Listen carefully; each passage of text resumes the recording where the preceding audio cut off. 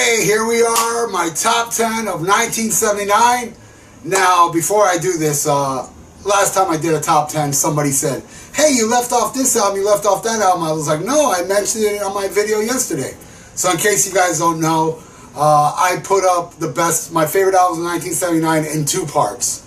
Yesterday, I put up a bunch of albums I love, and some that deserve to be in the top 10, but goddamn, these albums are so good. And like always, I gotta say, if I don't mention any of your albums in these last two videos, and you're gonna say, where is this album? It's up your ass.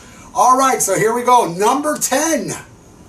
Yes, and it was hard to pick this over the Scorpions. I'm gonna be honest with you, because in a way I think the Love Drive is better than this album, but not today.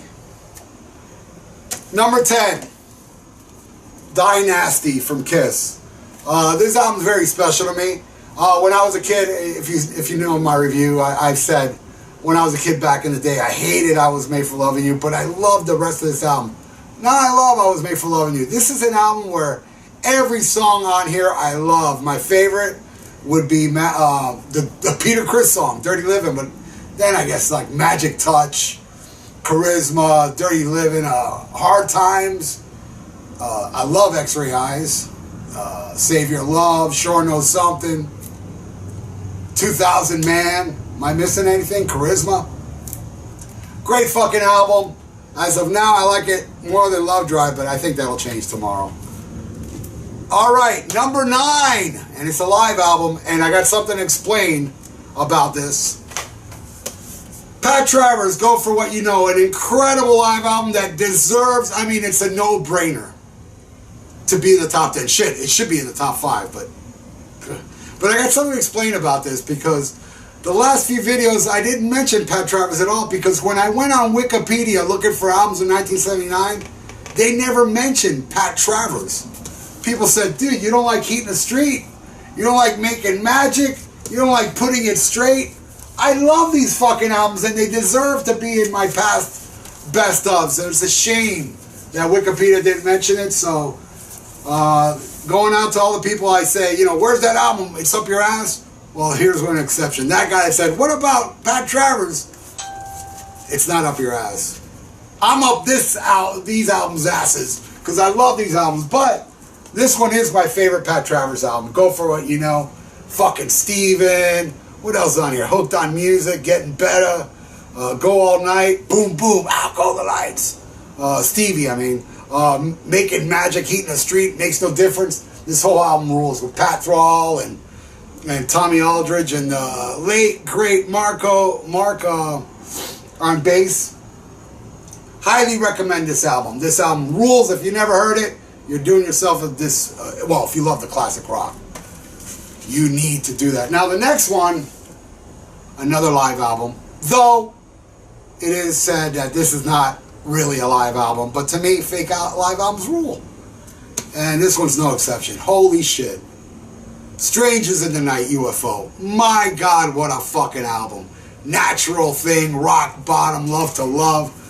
This is like a best of. If somebody was to say, man, I want to get into UFO, what should I listen to first?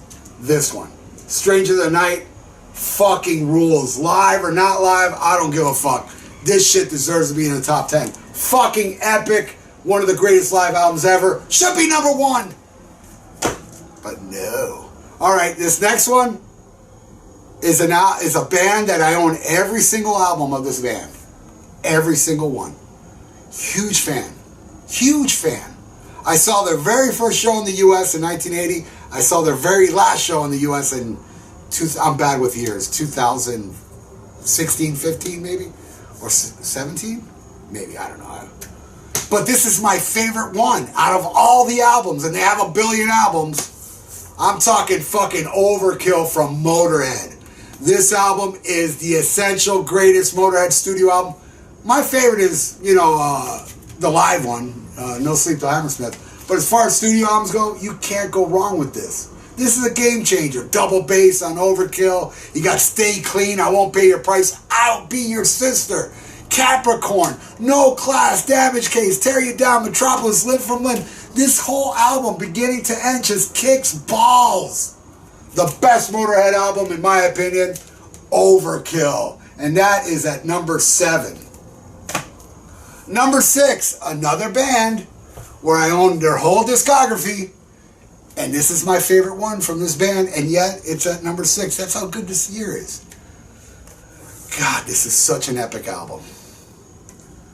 Black Rose from Thin Lizzy. Holy fuck. Got to Give It Up. S&M. With Love. Do What You Want To. Man, this whole album is great. Gary Moore ripping on it. I can't tell you how much I love this one. I'm a huge Thin Lizzy fan, and this one's my favorite. Black Rose at number 6. Well, here's a band that the last couple years were in my top 10. Shit, they were number 1 last year. Last episode, I think. Was they? No, I don't think. No, they weren't actually. They were number 1 in 1977. But every year, I have them tied with 2 albums they released that year. This year's no exception. At Budokan, what blew them up is tied with Dream Police. This album here, man, sometimes this is my favorite Cheap Trick studio album. And look, I love the complete Budokan, but there's just something so special about the edited version. Look Out, Come On, Come On, Clyde Strikes 10. Ain't That a Shame and I Want You to Want Me is the hits. Big Eyes. Oh my God, this is just so epic and so of the time. And then this one. There's not a bad song to be found. This is like Tom Warman, probably the greatest production on any Cheap Trick album. Heaven Tonight being a close second. Gonna Raise Hell. Way of the World, probably my favorite Cheap Trick song, or one of my favorites. Tonight I'll Be With You Tonight. The House is Rocking with Domestic Problems. Need Your Love. Writing on the Wall. The epic ballad voices. I just love this fucking album. Dream Police tied for number 5. Number 5! That's how good 1979 is. This is number 5. Bush should be tied for number 1. Number 4. Man. What can you say? What can you say about Highway to Hell? Touch Too Much. My favorite AC/DC song. Beating Around the Bush. You know, Girls Got Rhythm. Walk All Over You. Shot Down in Flames. Get It Hot If You Want Blood. Night Prowler. This fucking album. And Bon Scott's final album with the band. God, I love this album. It's perfect. And it's number 4. Actually, no, it's number 3. Number 4 was tied. No, it's number 4. Don't pay attention to me. Number 3. Look what I'm wearing. Should be number 1. It's my second favorite album from Van Halen. But there's 2 I like more than this one. But god damn, Out of Love Again is my favorite song off here. Out of Love Again, if you listen closely, Alex Van Halen dominates that song. Eddie's awesome with the groove. The whole band is awesome. But listen what Alex does on Out of Love. Somebody Get Me a Doctor. DOA, Light Up the Sky. Of course, Dance the Night Away. And Woman in Love, You're No Good. Beautiful Girls. Am I missing anything? Spanish Fly. Bottoms Up. Van Halen 2 is fucking epic. What a great year. Alright. Number 2. Number 2, in my opinion, should definitely be number 1. But boy, number 1, I'll just give you a spoiler right now. Number 1 can't be beat, no matter what year it is. Because in my opinion, number 1 is the greatest album ever made. But this one, I have to say, is the greatest metal album ever made. Yes, number 1's not a metal album, but this is a fucking metal album. And it was the first album I heard from this band, and you just can't beat Unleashed in the East, motherfucker. Judas Priest.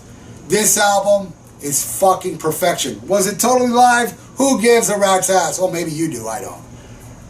Sinner, Ripper, Running Wild, Victim of Changes, Tyrant, Genocide, Diamonds and Rust, Exciter, Ripper, Green Manalishi with the 2-prong crown, Genocide. You just can't get better than this when it comes to Judas Priest, in my opinion. They did no wrong with Les Banks.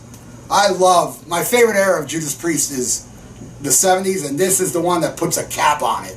It brings all the 70s music live version, like, you know, some tracks, not all. You know, some of my favorites aren't here, but holy crap, is this album amazing.